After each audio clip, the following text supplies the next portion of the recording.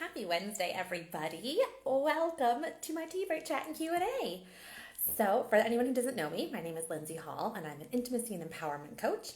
And to me, what that means is that I love to help women, people, everyone, deepen an intimacy with themselves and with others, really own their power and their pleasure, and live a joyful life that I absolutely love. And that is my mission in all of the work that I do. So every week I do these tea break chats where I come on and I talk about what's been going on for me in the past week, sort of what's come up, what lessons I've learned, maybe what I've been struggling with, what I've been celebrating, anything, just general life chat. And then I answer your questions. So I will go ahead and say right now that if you've got a question for next week's chat, feel free to send me a message. You can email me, hello@lindseyhallcoaches.com, or drop me a message. I always put it up on my Instagram stories on the day before. So on Tuesdays, there's a little question box. But anyhow, any way you want to get in touch with me, if you've got a coaching question you want to ask, just let me know and I will answer yours live next week. But in the meantime, let me chat about what's been going on this week. And to be honest, right before I went live, I started thinking about it. I was like, what actually has been going on? It feels like just yesterday that I did last week's tea break chat. So my initial thought was like, I don't know, nothing's happened. Like how has it been a week? I don't know, it's been a non-week. But of course that's not true. There's always stuff going on, isn't there? So I thought back about like what I've been doing these past 7 days, what's been coming up. And really what showed up as sort of the theme, because the highlight is, yes, there hasn't been anything like crazy stressful, or, if you watch these every week, you'll know that for the last few weeks, I was talking about like being in the mess of things, and I was just sitting with the mess and dealing with conflict, and there's been loads of that sort of stuff going on. And that has settled. It's calmed. We're giving stuff breathing space, or things have been resolved, or the mess is a little bit subsiding, which is amazing. So that part's great. So there hasn't been this big I've been dealing with this big massive thing. But when I thought about, what I've been doing, the theme that came up was really, was really soaking into receiving support, receiving help, receiving pleasure, and just really connecting with those people who I love and the people around me, rather than being the island that we can sometimes be. And I used to be a really great island, and I've worked very hard to not be an island anymore, and sometimes it still kind of comes up, especially when I'm dealing with the mess like I have been. It's my sort of natural go-to is to cocoon in, focus on me and my kids, and just make this little bubble around us. And one of the things I've really been working on is expanding that, reaching out, getting support, letting people in. And this week has been all about that. And a really great example, and some of them are like, yeah, obviously you do that, or like, that's no big deal. And others are like, that was sneakier, or things like that. But one way that I've been really appreciating my village this week, because the saying that it takes a village to raise a child. And if you are a single parent like I am, holy cow, is that more true than ever. I mean, it's true for everybody. It's true for all parents. But if you're a single parent, your village is damn important. And this week, my village has shown up if you follow my stories on Instagram, you'll have seen that my 6-year-old learned to ride her bike by herself for the first time this week. It was so exciting. It was such a big move. I have been trying to teach her how to ride a bike for a long time. But when I say trying to teach her for a long time, I'm a terrible bike mom. I've not been very good at the teaching. I'm not a biker. I mean, I know how to ride a bike, and I grew up having a bike, but I don't own a bike now. It's just never been like a big thing in my life. And I've also had this mental block when I've been trying to teach her that this is the dad thing. Honestly, it's so annoying that this is what's in my head every time, but every single time we got the bike out to try and practice, I would be annoyed that this is something that dads are supposed to teach their kids. I don't want to be doing this on my own. This is not a me thing, and I am too soft on her, so she gets frustrated and just quits, and we're not making any progress because it's not a mom thing. And I was well aware of how ridiculous this narrative was and how unhelpful it was and that of course I can teach my kid to ride a bike, and of course it doesn't have to be a dad thing, and like all of the like, this is ridiculous, Lindsay, every single time. But nonetheless, it was taking us for ages. And also sort of, we can't ride on the sidewalk outside of our house because we've got too busy of a road and a big hill. Our driveway's not long enough to get much momentum. So there's really not much that can be done at home. We have to go somewhere to really get actual practice ground. This is just part of the excuses I've been telling myself, but also true. Anyway, long story about the bike. So yes, over a long time, I have made various half-assed attempts to try and teach her. My 3-year-old is expert on her balance bike. Balance bikes, if you don't know, are the ones where you don't have any pedals on. So they get used to just like, they push with their feet and then lift their legs up and they can zoom around. And the idea being that you learn how to balance and then you learn how to pedal, which is the opposite of like I learned on a bike with training wheels, where you learn how to pedal and then the balance bit comes later. It's just a reverse way of doing it. Anyway, my 3-year-old's amazing at the balance bike. She just zooms all over the place. But the 6-year-old never really got comfortable on that. So trying to teach her how to ride a big bike now with pedals on it, she's had no balance, she's had no steering, she's had no confidence. And then she's had me half-assed teaching her for ages. So this week, a friend of mine, we wanted to get together at the weekend, and her kids are the same age as my kids. And she said, should we meet at the bike track at the park?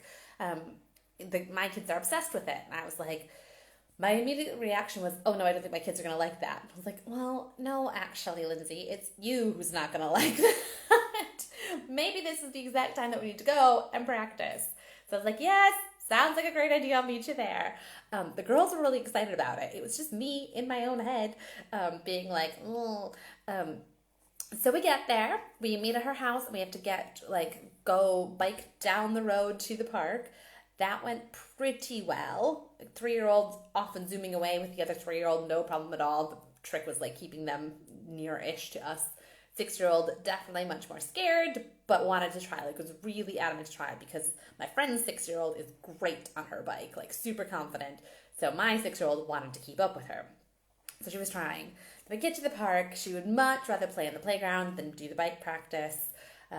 We go to a different part of the park. I'm trying to help her. She is absolutely terrified, like saying, don't let go. And I, of course, want to let go a little bit because that's how you learn.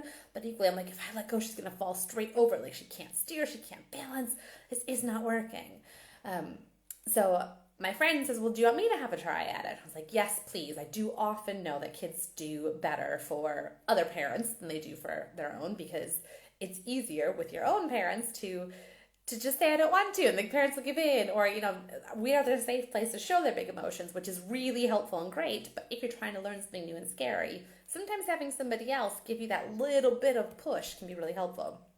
So my friend says she'll go help Nora on the bike, my 6-year-old, and I'll stay and supervise the others. Well, she's just not having it at first, like, nope, doesn't want to, would rather do all the other things. Then, finally, it's time to head back home, and 6-year-old says, let me try again. I want to try this again. So my friend helps her, and she just holds the back of the seat and gives her a little push, and off she goes. And she's just off and away and pedaling. And I'm like, jaw on the floor going, what on earth is happening right now? As she is just off. There she goes. Like, no big deal. It was such a big moment. So this is probably way more details than any of you care to know about my kid learning how to ride a bike. But it was a big deal. The point of all of the story, though, was the letting my friend help her, the not telling myself this, the silly stories that I'm bad at this. It can't be a mom job. I wish that it was somebody else, like a dad doing this. It doesn't have to be a dad.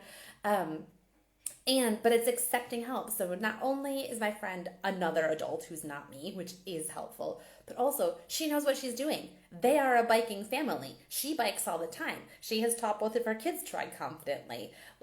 Of course, she does know better what she's doing than I do, and that's okay. I did not feel bad for 1 second, oh, it should have been me who taught her.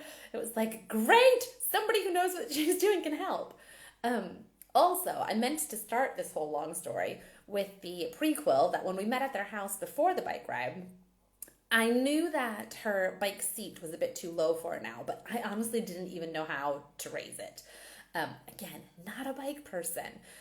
Turns out all I need is an Allen key, which I do actually own. But I didn't know how to raise the bike seat, so I asked my friend's husband if he would mind doing the bike seat. Well, he went to look at that. He realized the bike tires are like insanely flat. Like they're just basically not full.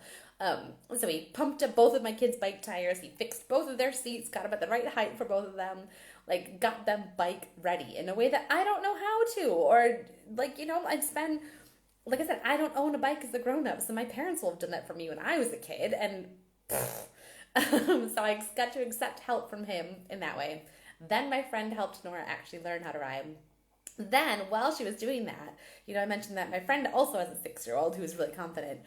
I cannot tell you how much she was cheering my kid on. Her excitement at her riding, like, you're doing it, oh my gosh, I cannot believe it, you're doing it. Like the videos, you just hear her in the background, like cheering my kid on so much, and it just melts my heart every time, because that is exactly the kind of friendship and support and like women supporting women that I am so here for. And just her genuine support of her friend and excitement that she was doing something new and awesome and exciting, like friendship goals all the way. And so that was like accepting help in the support, like the emotional support, the practical support, the learning support, so many things. So that, like, it was just such a cool experience. The other thing, and I said when I was thinking about my week, the theme that came up was accepting support and accepting pleasure and not being an island. So that was way longer than I anticipated talking about the bike thing, but that was a big thing for all of us, accepting that in. But then it's also come up in more of like just me and my stuff, where, so I haven't really thrown it out there on here, but you may have gathered some hints that I am dating somebody new now, and we have been spending a lot more time together, and he offers to help me with things like, do you want help carrying that? Do you want help? Can I get that door for you? Can I blah, blah, blah? And so often I say, no, I'm okay, I got it. Thanks, I got it. I'm good, don't worry. And I am so grateful to him for saying, that's fine, but are you just saying no for the sake of it? Are you being stubborn because you're used to being stubborn?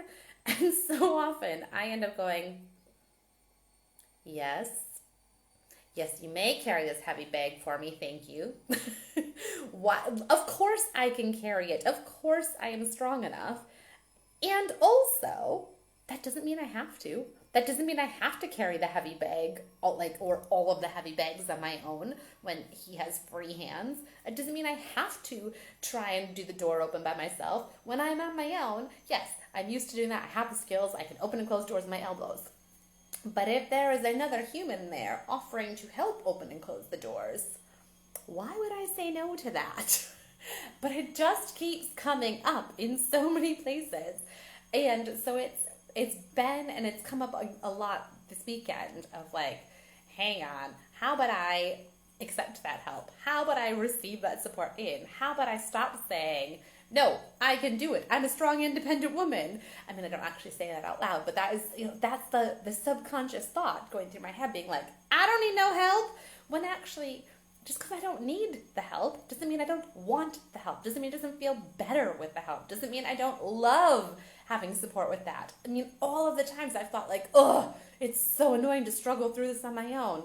Why not just accept the support that's there now? And this is obviously not just related to single parents. This is for everybody.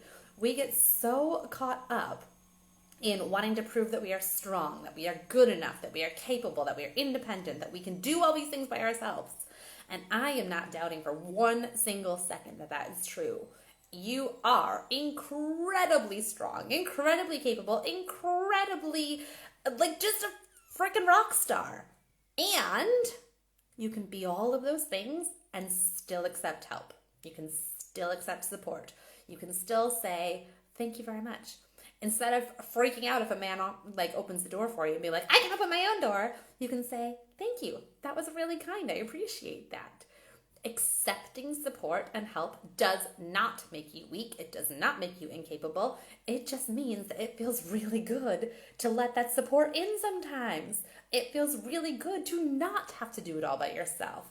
It doesn't say anything about who you are or your worth. It just means that it feels so nice to be supported, to be held, to let somebody carry the heavy bag, to let somebody do the door, to let somebody make you dinner, to let somebody wash the dishes afterwards, to let somebody listen when you're having a stressful day. You do not have to soldier on doing it all by yourself. I promise you, it feels better to have the support. Okay, I think that's probably all I was going to say on that front. Let me just see. Okay. Was there anything else? I think the other part that I will say with that actually is that this receiving of support and letting that in and letting the pleasure of receiving support in as well, because it's first receiving the support, but letting it feel good. That receiving, that is something that I do with pretty much all of my clients, is working on learning to receive, because it's a wound that goes deep within so many of us. This either if I receive the things I want to receive, it means I'm not enough, or maybe I'm not worthy of those things, or I've been taught that that's a bad thing. And so this learning to accept help, to receive everywhere across our lives, like I said, is something I work with pretty much all of my clients on. So if you find this a struggle, you are absolutely not alone. This is something that is so common and continues to come up. You might be like, oh, of course I let somebody carry the heavy bags for me. Don't be ridiculous. But you might find it really hard to let yourself receive sexual pleasure. Or you might be like, of course I can receive sexual pleasure. You want to go down on me? Absolutely. Thank you very much. But you might find it really difficult to open up emotionally. Or maybe you find it really hard to have somebody come and put the shelves up for you. Or you can't fathom hiring a cleaner because you can clean the house yourself, but you don't have to do all these things. So the point of all of that was that different people find receiving difficult in different ways. Or maybe it's a block in your business and receiving money in is a challenge for you. And if you're not getting the money in, you might have a receiving wound there because receiving money is a big thing. It can show up in so many different areas, and it can show up really sneaky and disguised too. So I would hazard a guess that a lot of you listening to this are like, I don't have a receiving wound. I absolutely you want to give me stuff? Great. And others, but you still will have it. But others are like, yeah, no, I never accept help. Absolutely not. If somebody gives me a lift, offers me a lift home, I'll be like, no, thanks, I can take the bus. That's what I'm talking about. Say yes to the ride home. Say yes to receiving help. Say yes to receiving support. And that all comes from these internal underlying beliefs about what it means to receive that support. And we can work on that together. But that's what I've been working on this week. Okay, that was all I wanted to say on that front. So now I'm going to move on to the question I had this week. So I've only had one this week. Side note, I've only been getting one question a week for a little while now. The questions have been slowly dwindling. So do send me questions. I know I did a plug for this at the beginning, but I'm going to plug it again now, and I'll plug it again at the end because I can't really do Q&As without the Qs. So if you've got questions, put them on my Instagram stories on the Tuesday. It's at Lindsey Hall Coaches. Send me an email, hello@lindseyhallcoaches.com. Put a comment in the box. Send me a carrier pigeon. I don't care. If you've got questions you want coaching answers for, send me a message and I will do them live next week. Okay, so the question for this week was, let me see if I get this right. How do I have more grace and compassion for accepting something I've been struggling with for a long time? Now, that is a fairly vague question at that level. And my answers will be different if this was coming from a total new, somebody totally new to my world, versus this question is coming from somebody who I've worked with in one-to-one coaching for quite a long time. So my answers will be slightly different here. And because we've worked together on one-to-one coaching, the slight context to this question is struggling to accept something that has to do with somebody else in her life. So somebody else's behaviors and actions that then cause her stress and upset. And we have been working together for a while to not feel so much stress and upset about somebody else's actions. So my answers to start off with, if it was somebody, like I said, somebody totally new to my world, my answer would start with, we really need to dive into like what it is that's causing the stress. Like, where is the upset coming from? What's the cause of this? Now, I'm going to answer the question for the person who asked it. And in terms of like having acceptance for this when you've been working on it for so long and struggling on it for so long, first part is showing yourself grace and compassion and love. Because as you know, as I talk about on here quite a lot, things come up again and again. That is part of the normal process. It doesn't mean you're doing it wrong. It doesn't mean you're not doing it well, like good enough. It doesn't mean you failed at it or got it wrong. These wounds, these things inside of us are deep and persistent. And every time we heal a layer, but then there's another deeper layer. And then we heal that one. There's another deeper layer. And think of it like a tree and the tree rings. Like there's all of these rings. So it's not just like a one-time fix, but every time that this comes up, you're coming out from a different place, from a different level and different experiences. So first of all, noticing what feels different this time than in the past. So noticing how you're reacting. Although again, at first glance, it might feel like, oh, here we are again. I wanted this to stop bothering me. It's bothering me. Like, damn it, I'm back to square one. But you won't be. So first thing is stop and notice what is different now compared to all those times in the past. Because I guarantee there will be differences in how you're feeling. So notice that. Then, in addition to like having grace and compassion to yourself, it's basically rinse and repeat the stuff we've been doing. So it's going, okay, something that he is doing is triggering me. Which part of me is getting triggered here? Which part of me is upset by this? Which part of me is going, this is not okay? And really starting to identify those pieces inside of you and figuring out what it is those parts of you want to say. What's feeling triggered? What's feeling wrong with this? Some parts inside of you are not happy about the situation and they have something they want to say about it. So listen to them. Listen to those parts inside of you and find out what they want to say. That can be meditation. It can be through journaling. But figure out which bits of you are like, about this, and let them have their say in it. And then another piece I will say is communicating this as well. So there is so much that we do. So much of this work is within ourselves. But also, this is about intimacy with your partner. This is about intimacy with another human. So once you are clear on your stuff, that you can also have a conversation with your partner and be like, this is coming up, and let them understand what is going on with you. Because these bits that are feeling triggered and upset, they need to feel safer. So letting them have their say is part of it. But then you can work on, what do those parts inside of me need to feel safer right now? And that might be something just within you, or it might be something from your partner. It might be something different that they can do. And I'm not saying controlling their behavior, because you cannot control anybody else, but the conversation can help. That builds the intimacy. It builds the trust between you.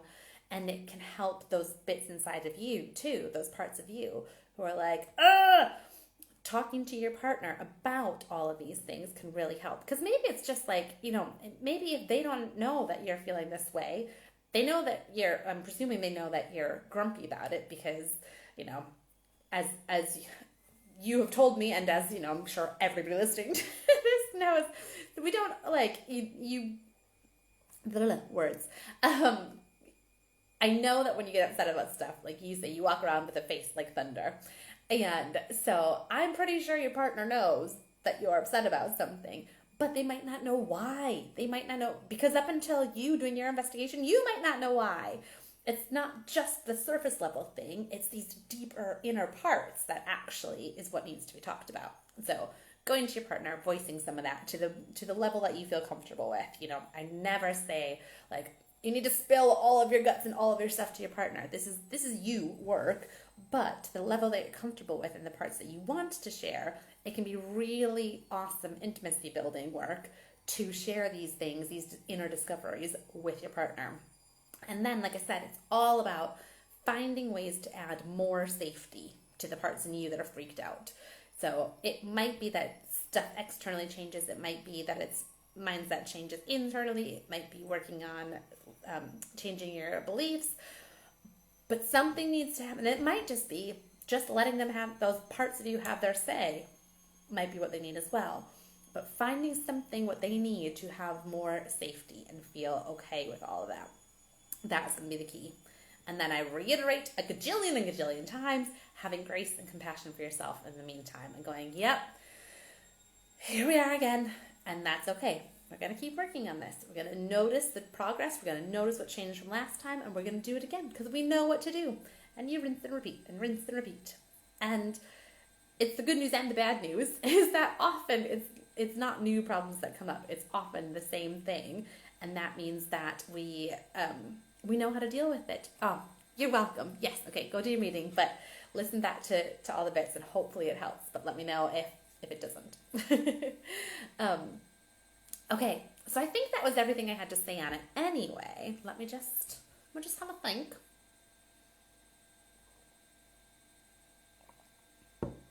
No, I think I covered it. So I will wrap up, and I will say, as I have already mentioned twice and told you I was going to mention a third time, if you've got questions for me, let me know. I cannot do a Q&A part without the Q.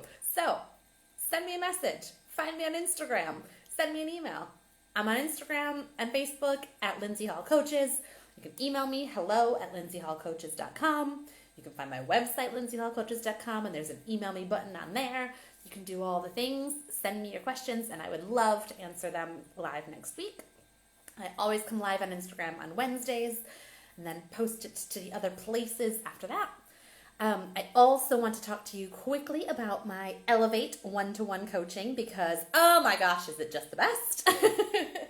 So I mentioned that this client, I've been working with one-to-one for quite a long time, and we have done so much amazing work. And that is the beauty of these amazing coaching packages is, so in my one-to-one coaching package, we get to go into your stuff specifically, like what you have going on. Let's dig in. Let's get intimate in your life. And this is, so Elevate is my 3-month coaching package for bold, brave, beautiful, badass women like yourselves who are really ready to do this intimacy work, to get close with themselves. And I know it might be scary, but this isn't necessarily, well, no, not necessarily. This isn't something that you need to do by yourself. This is not something I advise doing by yourself. Go do this deep, scary work with support. Full circle to what I was talking about at the start of this is accepting support and letting yourself receive support. You do not have to do the big, scary, hard things by yourself. You can, and you don't have to. You can get support with it. So I can help you walk through all the scary stuff, dive in, get close to yourself, uncover the stuff that feels really scary, and actually is the key to having this amazing life that you absolutely love. My Elevate coaching package is 3 months. You get 3 calls with me a month. You get Voxer, which is voice note and texting support throughout the work week, so Monday through Friday. And you get to just have like me coaching you all the time. It's amazing. So that is £888 a month. And if you're interested in that, you can go to my website or to my, go to my Instagram and Facebook, find the little link in my bio, and you can book your free intro call with me, or just send me a message. You know, I'm like a real actual human. So you can send me a message and say, hey, I want to talk about one-to-one coaching with you. And let's do it. Let's talk about it. So that's my big thing right now is I absolutely cannot wait to dive into like all the juicy stuff that you've got going on and make it better and elevate the way you feel about your damn life. Because don't you think you deserve to feel freaking awesome about it? I think you do. Okay, that is all from me. I will be back here next week. I am going to go jet set off to pick up my kids from their first day of school and hear all the stories. Just kidding. What stories am I going to hear? I was going to say, how was your day? What'd you do? I forgot. That's what I'm expecting. But who knows? Maybe they'll surprise me and tell me something that they've actually done. So yeah, I'm gonna go get them. I'll see you next week. Love you all. Mwah!